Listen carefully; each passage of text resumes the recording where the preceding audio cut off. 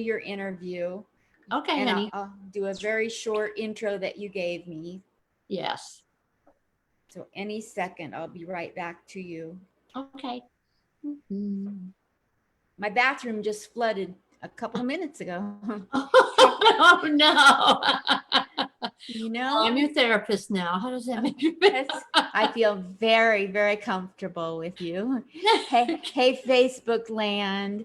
Today we have a veteran of comedy, 26 years, last count I saw. She's also a SAG AFTRA actress.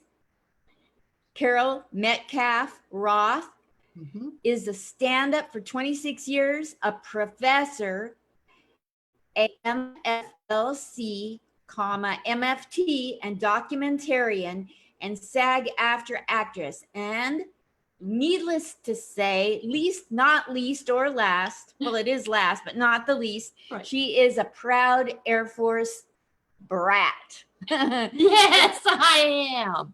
Hi, Carol Metcalf. Thank you for coming on over to Comic Spot today. How are you? I'm good. I'm busier than ever. I've been looking forward all week to being on with you. Me too. And I want to just thank you for having the brightest smile. Aww. And your beautiful face cheers me up. Okay. Thank you, Carol. It really does. And to know what a good person you are too. Thank you. And again, I'm going to salute you right away because you're a vet. Thank you. And you work with the veterans, and you're a military brat. So you grew up military. You're more of a veteran than I am. That's right. I beat you. I'm sorry. I couldn't wait to say that.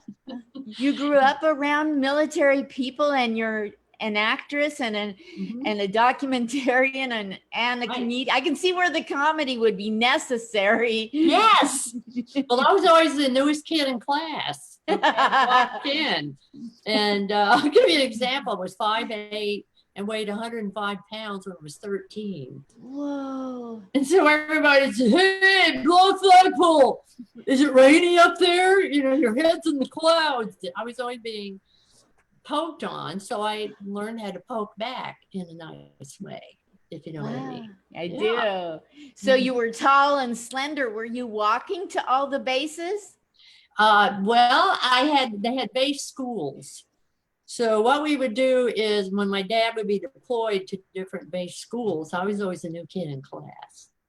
Nice. And I thought every time they moved, you had to walk. I had to walk. Yeah, I had to walk there. See, that's hilarious. That's right. Well, that would have been quite a walk from Newfoundland, Canada, all the way down to Wadena, Minnesota, and then there to San Antonio. But it made me a good actress because I had to, you know, adapt all of the different accents. You know, like when I was Canadian, you know, how are you doing today? Oh, no, I'm sorry. I didn't really mean that. And then Texas, hey, how you doing? You look great. How are you? Bless your heart. Bless your little heart. How many brothers and sisters did you have? I have 2 sisters, and I'm the oldest. And my mother was from the South, so we had to have the 3 names. You know, I'm Carol Ann Metcalf, Cindy Sue, and Sandra Kay. So as soon as we, of course, got old enough, we got rid of the middle name. She never forgave us. Never. Yeah. So what did you do first in your life? Acting or comedy? That is an excellent question. That is a stall That technique. is excellent. Acting first. In fact, I'll tell you, the first time I ever did stand up, I was in a professional cast of A Funny Thing Happened the Way of the Forum in San Antonio, Texas, at the Fiesta Dinner Theater. And so I got my equity card. I was really excited, but I would make all the cast laugh. Wow. And Mel Brooks, best friend, was in the cast. And he kept telling me, I can't use the word he used, but it starts with an F, funny. You need to get up there and talk. So we all went down San Antonio Riverwalk and had a contest. So I entered it and I won. But what I was doing then is not, stand up like we do now, where you write your material. I just did impressions. So I got up and said, oh, please, will you please stop? So I did Joan Rivers. I sang a Cher, which I used to do a lot. I even had the wig. So I just did impressions. Wow. And, I did 2 years at the Groundlings. So that's what, you did characters. So I'm a little bit different. When I do stand up, I act it out. I talk about my dad. I am my dad. Okay. What? I talk about my Texas granny with no teeth. And I tell the same joke. Well, she'd tell me every night, she said, you know what, little darling? You know how you know when you're old? When you and your teeth no longer sleep together. On the side of her bedstand. So, yeah, my life has been very comedic from the get-go. And I've always been predisposed to look at everything in an ironic way. I get it. You get it, baby. You know what I'm saying? Yes. And work with the military, you got to be that way. You do, or you're going to go nuts. Yes, that's right. What's some of the funniest things you saw happen around the military without giving names of bases and commanding officers? Oh gosh. I'll just say that this was very north. Okay. A lot of heavy winters, etc. And the funniest thing I ever saw was on this base somewhere in Canada, and the commanding general came out, and it was 4th of July, ironically. And he came out, true story, with his U.S. military uniform on, and they were playing the national anthem. And then afterwards, he stripped off his shirt, and he had a big banner like Miss USA, and it said Happy 4th of July. And he was a commanding officer that my dad worked under. And I never forgot that ever, because everybody, all of his Air Force recruits there were just thrilled because he had a great sense of humor. And it lightened it up because that was the beginning of the Vietnam War. Yes. And that was when folks were, and that was just before my dad passed away. The last war he was involved with was Vietnam. He was in World War II, Korean War, and Vietnam. Do you have medals and things around your house? I do, and my dad had 2 patents, and he helped break the sound barrier with Chuck Yeager. A fact. Wow. And he's also brilliant. Wow. He wrote a letter to the editor when he was stationed out in California, and he was up in a jet, and he was noting how the atmosphere was getting more and more, clogged and abridged by the carbon dioxide that was going up into the atmosphere. So he wrote a letter to the editor in 1960 warning about how we were changing our atmosphere, thus climate change. That was my dad. And he didn't even have a college education. You're giving me body chills. What a great dad to have. I know. And he encouraged us to be intelligent, to read all the time, and most importantly, to don't let little things get us down. Keep going forward. And a lot of my veterans who I dearly love, they do that. Yep. And I'll tell you an example of one. I hope I'm just taking over and just chatting, but please do. Door, Linda. Oh, please. You're the one with so much history and experience in so many areas. I'm delighted to get you to talk. Yeah. Well, when I was in graduate school at Phillips Institute in LA, I did my professional paper, and I went and talked to my proctor, and I said, I want to write it on the power of humor. And I would like to name it Humor's Healing. And he said, oh, no, I don't think that's a good idea. That's, you might, that was back in the day. That was in the 90s, saying that if you use humor in your office, it's unethical because the client might think you're laughing at them rather than with them. And I said, well, give me a chance. Can I do this? So I was a regular at the Comedy Store back then.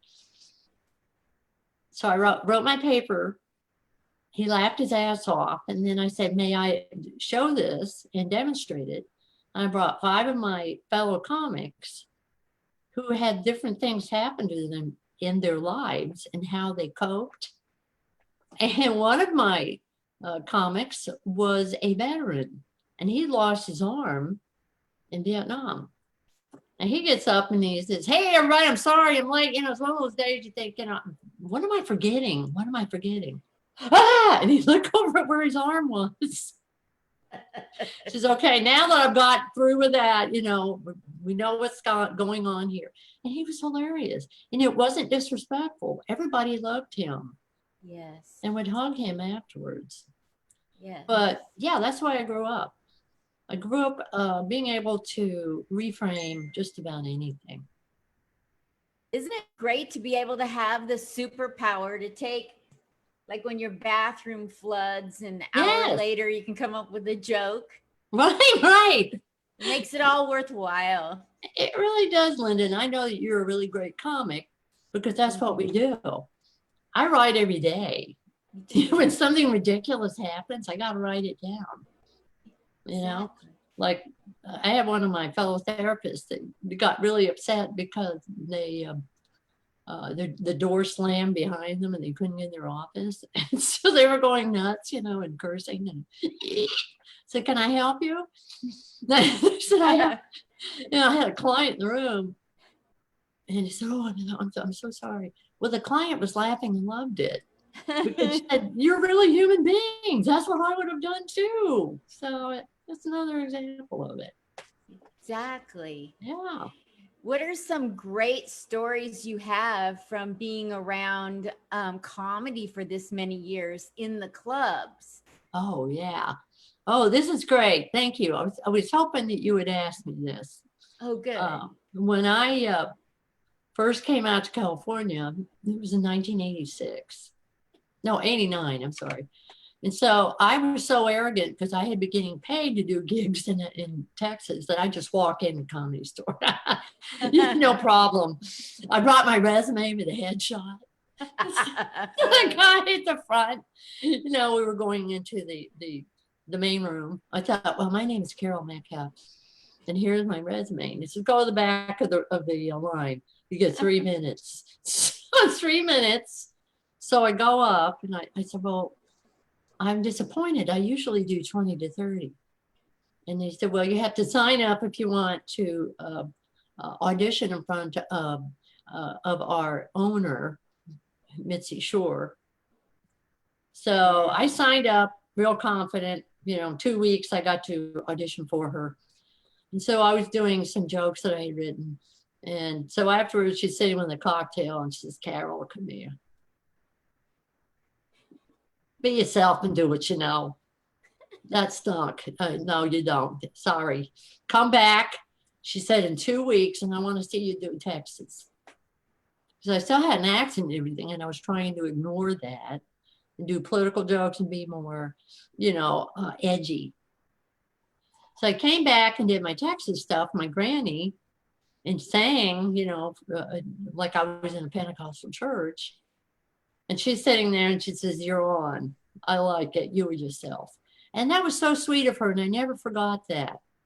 And also some other funny things is that my second time to go up in Texas, I ended up doing a bar that was also a bowling alley. So I'm up and how you do your first joke and all of a sudden I said, Bubba, your pepperoni pizza is ready. Bubba, pepperoni pizza is ready. So Then I had 5 minutes because I was trying out, as you know, I said, next. I went back the next week, and a drunk guy got up and jumped on the stage. He was drunk with me. He said, you know what, I like the way you look, so I don't know whether to laugh or, well, you know what. I said, okay, well, I'm not going back to this club again. So, yeah, those are some of the funny things I think of as being a comic. What made you go up on stage to do comedy? Just you knew you were funny, but Right. somebody had to say, I dare you, or there had to be a catalyst. Yes. Well, I was dared to go up on stage. Really, from all of the cast, when I did, a funny thing happened the way the forum. And they told me about this club down the Riverwalk. So they were the ones that really got me to go up the first time. I'd been asked before, why aren't you doing comedy? I said, I'm terrified. Because, I was used to being an actress where it's memorized, and if you drop a line, somebody's there to say your line for you, or okay, now I can catch on to this part of the script and just keep going. Yes. But also, going back to, and I have to be honest, the person who really inspired me to be a comic in general was my granny. Oh. Yeah, Alma Mahoney. Oh. And she was the real deal. She was very spiritual, and every day she'd have to remind me how she became a Pentecostal, that she and her Irish family came over during the potato famine, and the grandparents, and then they moved down to Louisiana. And she always told the same story, that they had a big tent revival. It was all African Americans and this wonderful preacher. And she was there working along with her sisters and brothers. And her dad was a circuit preacher on the side when he wasn't drinking. Irish. Anyway, she inspired me, and she always told me the same dream she always had of why she became a Pentecostal. Pentecostal. And she said, you know what? I dreamed that I was standing next to a whale, and I was standing there, and Jesus came up and said, Alma Mahoney, I want you to drop that bucket and hit the water. She said, I've been a Pentecostal ever since. So I have no idea what that means, but she would tell me that all the time. And she'd always tell me I'm funny, and I needed to get up and tell other people about my story. Wow. Because she was hilarious. She'd tell me her stories all the time. That's amazing. I love that story. Coming from your family, there's nothing better. That's right. That's right. And my dad would always talk about his fellow officers that were around. Well, he refused to be an officer. That's a good story, because he was brought up a Kansas farm boy, and he never drank. There was no alcohol at all. And so when they wanted to, because he was a chief master sergeant, his last designation was chief master sergeant. And they said, we would like to send you to officer training school, because that's how good he was, because he was working, Strategic Air Command, etc. And he refused. He said, I don't want to be a panty-waist colonel sitting there with a cocktail. So see, my dad was funny, and he would say stuff like that. So that's why, of course, I have to be zany. What's the funniest thing that ever came out of your mouth that you did not plan on saying in your life? In my life? Oh my goodness, that's a really good question, Linda. I'm gonna have to really think about that for a second. It wasn't planned. I'll tell you mine. It's military related. Oh, okay. So I was a WAC in Germany, 1 woman, 2,000 men.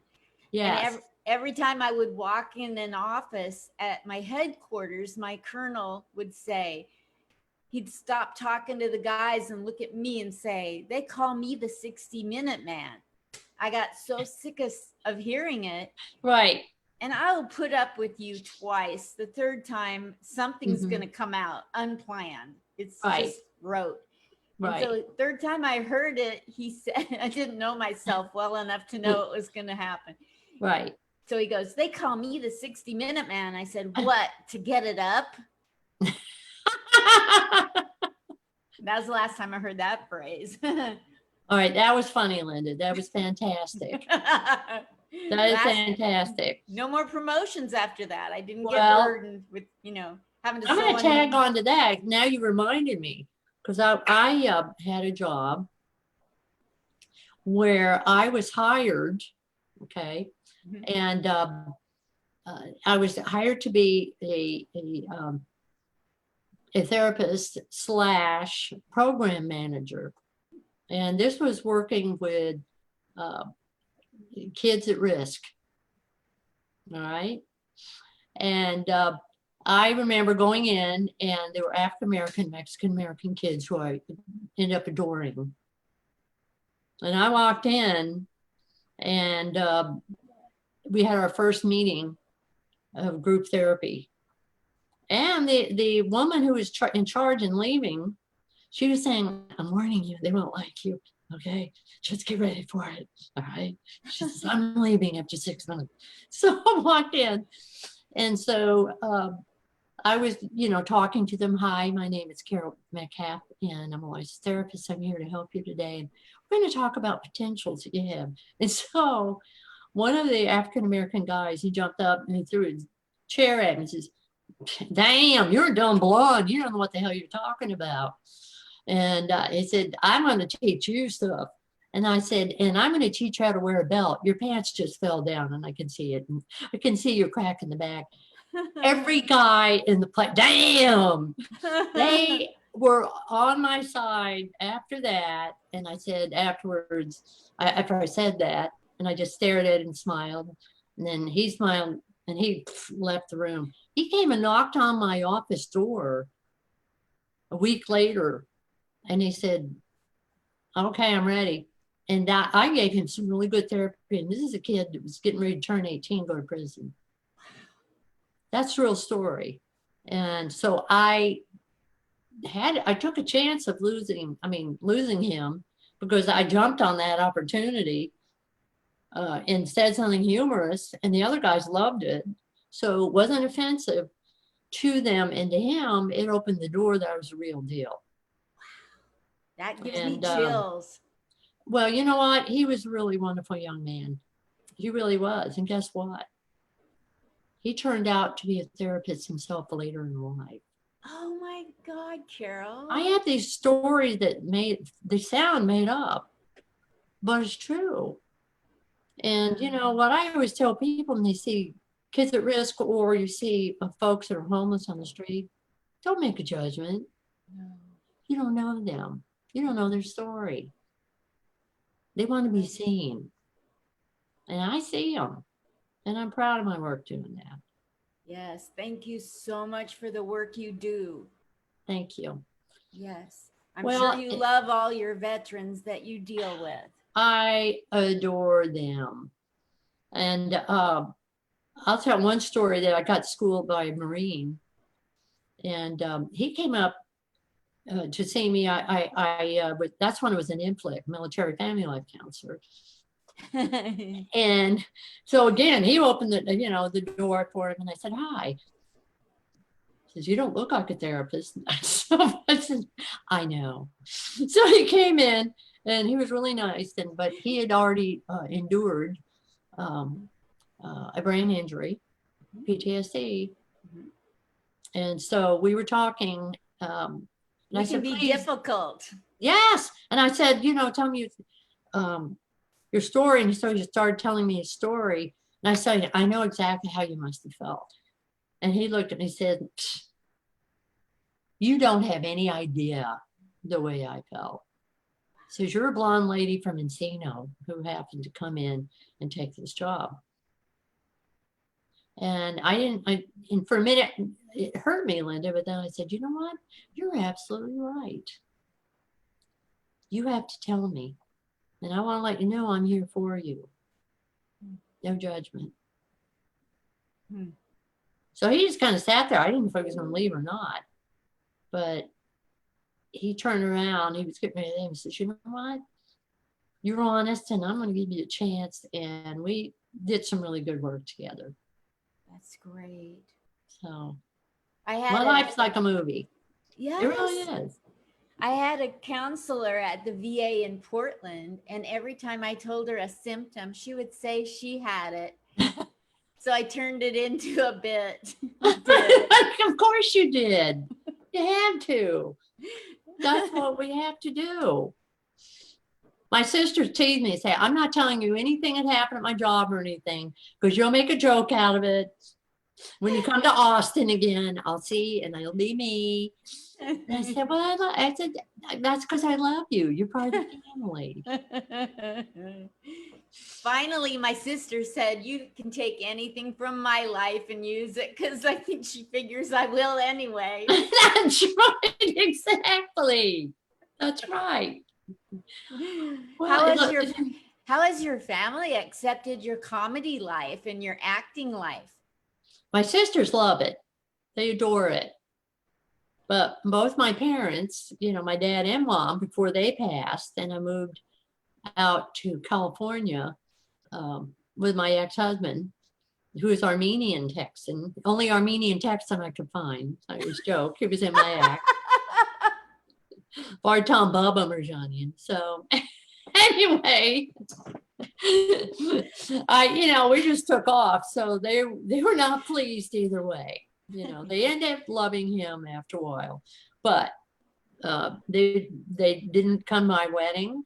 And, of course, they were not thrilled I was an actress. And my dad would always say the same thing. He says, look, you're a pretty blonde. I want you to get married to a military man and have 3 kids. Now, that's what you were born to do. I'm so sorry, Dad, to disappoint you. I have no interest in that whatsoever. So finally, my dad was proud of me when I did a short film in Texas, and he actually saw that, and he was proud of me. And he said, you really do have it. And then I got my SAG card when I did an international Peugeot commercial, and I showed that to him. She said, well, okay, you get a paycheck, it's okay. So he just was trying to, I think, look after me, of not, because you know what it's like, an actor's life. Yes. That's why I went back to graduate school, to have a plan B. Yes, yes. And plan B had nothing to do with abortions. Right. All you young people. Different plan B. Different plan B. That's right. Yeah. So I've always just tried to be there for people and help them to get to a place where they can see the humor in it. Because that stops that cortisol from coming to the frontal lobe of fight or flight. And that helps the endorphins come up again, and your serotonin, which keeps us stable, our mood stable. And they've done test after test research where they'll bring folks into a room and they have a problem with, say, the person that's in the room, i.e. a parent, i.e. a boss, and they try to get them to look at the ironic, and they've done tests. And if you can do that, then you can really start to chat and talk. It's like when I do a session, I use humor in my private practice. I always have. And that's why they always ask for me through their, comp psych or whatever. They ask for me. And I had one of the people call me and says, Carol, can I ask you something? You're popular. People always ask, well, what's the secret? And I said, I make them laugh. Oh, so you always make me laugh. And it was one of the nice bookers, to send me out notices about, can you take this client? And I will say one thing, since this is going to be televised, may I mention someone who just retired at Vandenberg Air Force Base? Yes. My friend. I want to say thank you, Linda Crowder, for what you did for military families when I was based there. And she just retired 2 days ago and moved to Colorado. Hi, Oh, Linda. how sweet is that? Yeah. So I've done comedy on the West and the East Coast for Yes. veterans, like veteran stand downs, homeless shelters, VA Right. rehab places. And when I walk in and say hi, I'm not just a prop comic. I've actually, I Right. actually, I can do some Yes. jokes. Can I make some veterans laugh somewhere? And I always get the response, well, you might trigger some people. Wow. And get shooed away. It took a year at the Portland VA, me going back calmly, because I'm a patient. I'm a psych patient. They're asking to make their patients laugh. So I have to show that I'm stable when I'm getting triggered, because they won't let me make them laugh. Right. It's a circular causality. That's right. And it took a year for them to see that I'm not going to go bonkers. I'm just going to keep coming back like Columbo with one more question. Columbo. Finally, they let me go and make some people laugh up in Vancouver, but not at the main place, because there's just too many people there. It would just not be good to do comedy where there's a lot of people. Right. Right. But I would make all the veterans laugh every time, wherever I was at, East or West Coast. Bravo. Thank you. And then after, I'd say, now this stuff wasn't funny when it happened. It's thanks to Shakespeare, tragedy. That's right. So if you're at the place in your life where you can talk about any trauma, right. Tell me what it is, and we'll skim the surface and make jokes out of it. If you're at that spot in your life, it'll help you relate to your family. It'll help you to look at the positive. Right. And nobody got triggered. Of course. I've heard that myself. And like I said, when I was going to do my professional paper, I got schooled, may trigger people. It may be that you look like that you're making light of what the client brings into the room. And of course, I understand that. I've been licensed for 20 years. Of course, I understand that. But I also know how to govern what I'm saying and be in the moment. And one thing I'm going to compliment you about, I really adore you for your work. Thank you. And people respect people that are wounded warriors. You walk the walk. Thank you. And that makes you even more special. And I appreciate you talking about that. And, being a person who has heard so many stories, and I'm sure you have too, from veterans, that I govern myself when I'm in the room with them to make sure that I don't trigger. Exactly. You see what I mean? So when people say that, you have to be, mindful of it. Look, I am, and so are you. We know what is appropriate and what isn't. Yes. Because we walk the walk. Yes. It's not like we're going to come in and do a Don Rickles impression. That's right. Exactly. Speaking of Don. One of my things that I would like to say when the VA says you might trigger a veteran, I want to turn around and look them dead in the eye with a straight face, which I can't do it yet, but I like to look it back dead in the eye and go, you might want to rethink the word trigger. If you're so worried that we're going to trigger a veteran, why are we using the word trigger? That you said it, I didn't. You might trigger someone with the word trigger. With the word, yeah, absolutely. That's a very, I think, cogent thought you just put out there. Yeah. In the same breath that you're telling me I might trigger somebody, What? I know, really. Don't use the word. Hello. Trigger. You just triggered me. That's right. Well, now, on that note, that's funny you'd say that because I was seeing a veteran, and you know, he knew that I was a comic as well as being a therapist embedded at Vandenberg, but I can't say anything else. So I said, he said, well, you know, like, can I just ask you this, Miss Metcalf-Roth, one thing? When you first went up in front of an audience, I mean, a paid gig, what happened? And I said, well, I don't know if I should do the verb. I said, well, I bombed, which I did the second time I went up. They said, then he teased me and he said, you shouldn't use the word bomb for me. I've been there. But he laughed. It's funny. Get it? Bombed and bombed. So yes, this is exactly what you're talking about. that's exactly what I'm talking about. Yeah. Yeah. So they know we didn't mean it that way. Of course, they've walked the walk. So go ahead. No, you go ahead. Okay. Well, I think sometimes that people will school us that haven't walked the walk. Okay. And they're more like, I'm going through my notes here, and you know, I got my PhD, etc. But have you experienced it? Yes. It's different. Very. It really is.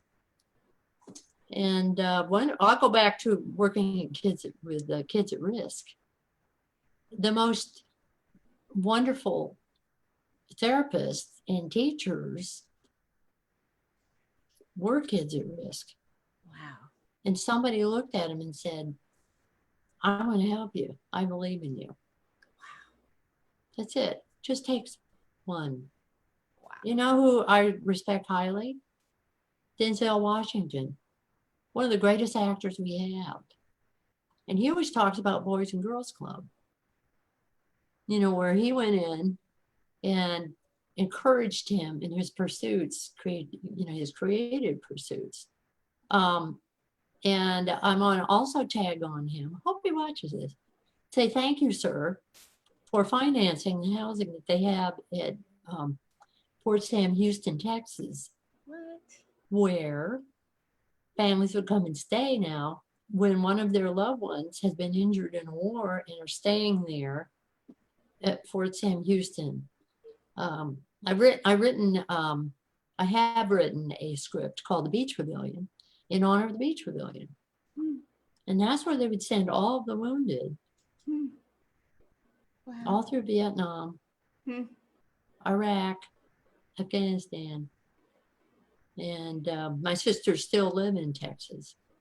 And wow, so I want to go back there and film when this pandemic, because I wrote a story about a time of my life when I was 15.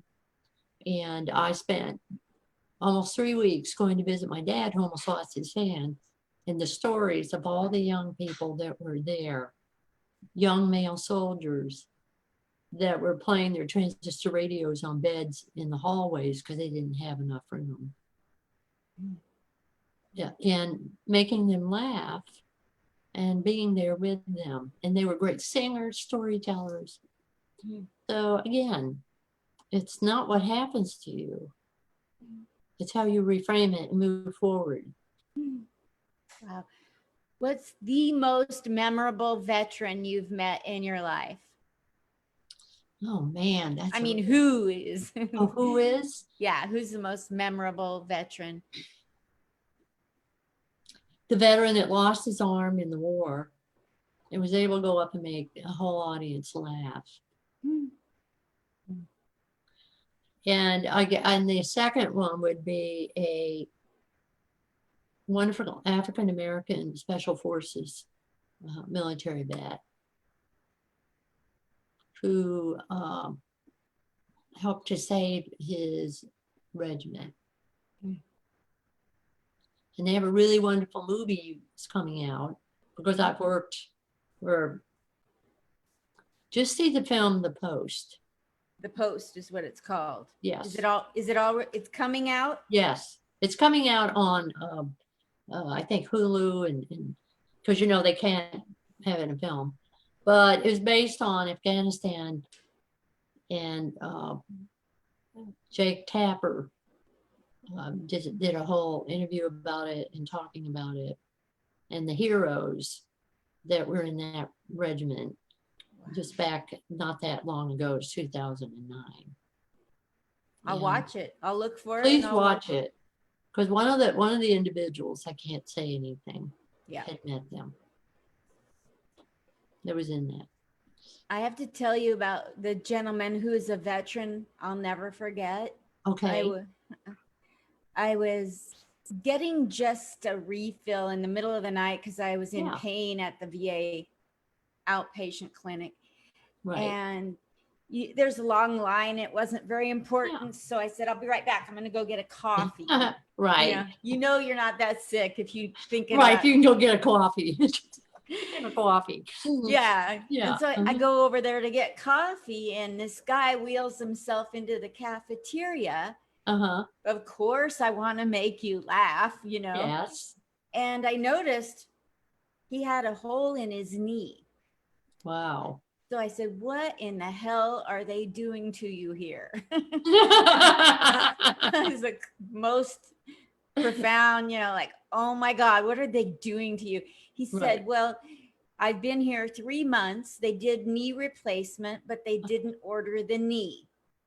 Oh my goodness. I'm waiting for a knee. And so I said, do you want to hear some jokes? I did my set for him. And he was crying through my set. And it's like, I did trigger. No, I said, well, that's all I had for you. And he goes, do you know what it does to us when you make us laugh? And I said, no. And he said, the last time I heard anybody tell jokes to me was when I was in Vietnam and Bob Hope came. Yep. And this was maybe a year ago. Wow. The last time he's had anybody bother to make him laugh. And it reminded him of Bob Hope coming to Vietnam. Wow. Bob Hope was such a hero. Salute him. I mean, damn. Salute him. And those little lonely Air Force kid, we'd be watching him in reruns of our show of shows with Sid Caesar. And that first inspired me too, to, write down jokes, start writing in general. I'm writing my films and do my documentary on it. It only hurts when I don't laugh. I'll send that to you. But and then last but not least, I am currently and have been for 4.5 years running a veterans group at the Friendship Center in Montecito here in Santa Barbara. Wow. And when I first started it, I had veterans from World War II up to Afghanistan. And they shared with each other, and we joked, we laughed. They did a story on it, the news press here, of just being one, and everybody would say the same thing. It's the way it is. They all understood that phrase. That's the way it is. They all understand that nobody really, unless you've gone through that, have that awareness. It doesn't mean you're better than anyone else, but it's just you get it. Yes. And they're there for each other. There's such a camaraderie among veterans. Yes, that's right. I have some funny vets. Do you? Oh, yeah. They send me jokes all the time. One of the jokes for the vets was, what did the stoplights say to the car? I'm changing here. So, they're hilarious. My dad was hilarious. And also, I'll share this with you. Folks that have gone through catastrophic diagnoses physically, some of the funniest people I've known. Really? Yes, I did comedy with a comic who had cerebral palsy, and you know he was up at the Comedy Store one night, and so like this, and you know they were filming it that night. He said, "Don't adjust your TVs. I really am like this." So he immediately jumped on it. We see it. Everybody, shh, we don't want to talk about it. But here's the deal. I love that. Yeah. And my granny would always say that. I love, again, back to my granny. And she would always say, you know what, I know I'm old. I'm Irish. I don't have any more teeth, but that neighbor's looking good. That's adorable. But she was hilarious, and she loved me, and I loved her desperately. You know, she was really my mother. We won't get in my real mother, but we're going to talk about it. Yes. Granny was really my mother in that. She would always tell me, little darling, you can do anything. Oh. She would. And one thing I loved about her, she walked the walk. Okay. She did not judge. Oh. She was Don't real you love Christian. that? Yeah, she was a Pentecostal, but she was real Christian. And guess what she would do every day? She would go next door in San Antonio, Texas, and they had a beautiful Mexican-American family living there that they picked produce. And they were friends with my granny, and she'd take them food and they'd bring her food, delicious tacos. And they were, when I would come and stay with my granny from the Air Force bases, they would always say, one of the little girls, she said, I'm going to go to college and I'm going to be a professor. And she did. And Crazy. they gave back to America. Yes. And I'm going to say that because I don't want to get political for a minute, but we're all equal. Yes, we are all equal. All equal. Yes. And someday people will get it, hopefully. Yes. Sooner than later. It's about time. It's about time, sweetheart. Yes. But you know what? I love you very much. I want you to know that. And I love honor you very much. Thank What's you that? for all that you do. Thank you for all you do. This is a mutual admiration It is. society. Are you sure we're not related? I mean, We're connected at the heart. yes, we are. Thank you so much for the time. Thank you, honey. Now that you graduated and made it through without dying in my interview process, Yes. then you're welcome back anytime you want to plug anything at all. Thank you. Let me know. Oh, you yes. wanna- Laughing Through It. Now, Okay. tell That me- is my podcast and comedy every week. And I'm going to do this on the air. I want you to be on it. Yes, please. Thank you. I'll send you details. You do that. I'll clear my calendar as best I Okay. can, as soon as I can for you. But thank you so much for having me on your show and thinking of me. Oh my gosh, I'm so glad I got to know you. And please, I don't care if you come back monthly with stories.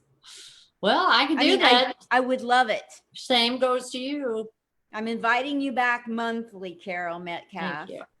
Thank you. Anytime you want to tell more stories, then I can spread out the time I use on T-Mobile. Yes.